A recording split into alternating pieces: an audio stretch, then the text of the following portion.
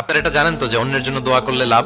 ধরেন যে আপনার এক ভাই দারিদ্র্যের কষাঘাতে জর্জরিত, টাকা পয়সা না, আপনি দোয়া করলেন যে আল্লাহ আমার ভাইটা আর্থিক সমস্যায় আছে, তার আর্থিক সমস্যা দূর করে দাও। ফেরেশতারা দোয়া করে, আল্লাহ যিনি দোয়া করলো তার যদি আর্থিক সমস্যা থাকে তুমি আগে তার আর্থিক সমস্যা দূর করে দাও।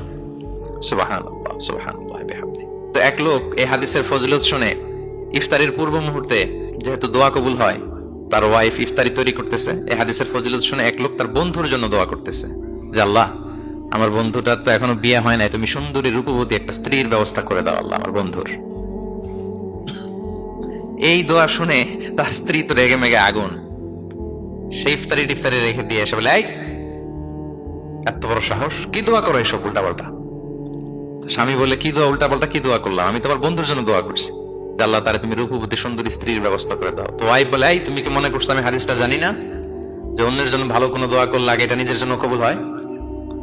সুবহানাল্লাহ। দেখেন ইসলামের বিধান কত সুন্দর। আপনি অন্যের কল্যাণ কামনা করলে এই কল্যাণ ফিরে আপনার দিকে আসে আগে।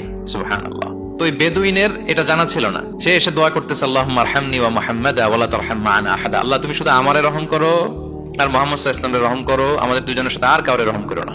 রাসূল ইসলাম তাকিয়ে বলেন, হায় রে, একটা প্রশস্ত বিষয়কে সে সংকীর্ণ করে ফেললো। আফসোস করে বলতেছে, কারণ আল্লাহর দরবারে রহমের কি কোনো ঘাটতি আছে বলেন তো? আল্লাহর দরবারে রহমতের কোনো কমতি আছে? নাই। সাথে সবাইকে ইনক্লুড করতে পারতো। আচ্ছা গেল, দোয়া শেষে এবার সে মসজিদে নববীর মাঝখানে বসে পেশাব করা আরম্ভ করছে। এবার তো সাহাবারা রেগে মেগে আগুন, কি এত বড় সাহস, মসজিদে নববীর মাঝখানে পেশাব! সবাই উদ্ধত হচ্ছে, তাকে মারতে যাবে। রাসূল ইসলাম সবাইকে সামলালেন, থামালেন, বললেন, রাখো রাখো রাখো, ছাড়ো, আগে সারতে দাও। কারণ কেউ যখন ওয়াশরুম সারে মাঝখানে তাকে ডিস্টার্ব করা যায় না, এটা তার ক্ষতি হবে। রাসূল ইসলাম বললেন, রাখো, লেট হিম পাস ইউরিন, তাকে কাজ সারতে দাও। সে কাজ সারলো। এবার রাসূল ইসলাম বললেন, ও হারিকু আলা বাউলিহি সাজলান মিন মা, তার পেশাবের উপর এক বালতি পানি ঢেলে দাও, দিয়ে ফেললো।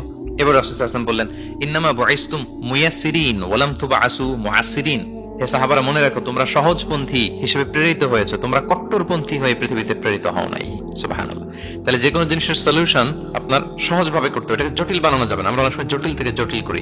তখন এই বেদুইনকে রাসূল ইসলাম ডেকে বললেন, আচ্ছা তুমি যে কাজটা করলে, মসজিদে নববীর মাঝখানে পেশাব করলে, এটা কি ঠিক হলো? তুমি কি জানো এটা আল্লাহর ঘর, এটা আমাদের মদিনার কমিউনিটির ইবাদতগাহ, এখানে আমরা আল্লাহর ইবাদত করি, আল্লাহর জিকির করি, আল্লাহর কিতাব তেলাওয়াত করি, এটা কি তোমার ঠিক হলো? এইভাবে যখন আদর দিয়ে পরম মমতায় তাকে বুঝিয়ে বলা হলো, সে লজ্জিত হয়ে মাথা নিচু করে ফেললো। সুবহানাল্লাহ। রাসূল সাল্লাল্লাহু আলাইহি ওয়াসাল্লামের কাছে ক্ষমা চাই।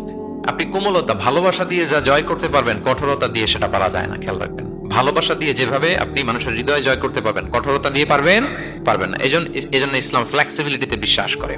ফ্লেক্সিবিলিটি, লা ইউকাল্লিফুল্লাহু নাফসান ইল্লা উসআহা। আল্লাহ সাধ্যের বাইরে কাউকে কখনো কিছু চাপিয়ে দেয় না। এজন্য ইসলামকে সহজ করে উপস্থাপন করতে বলেছেন তিনি।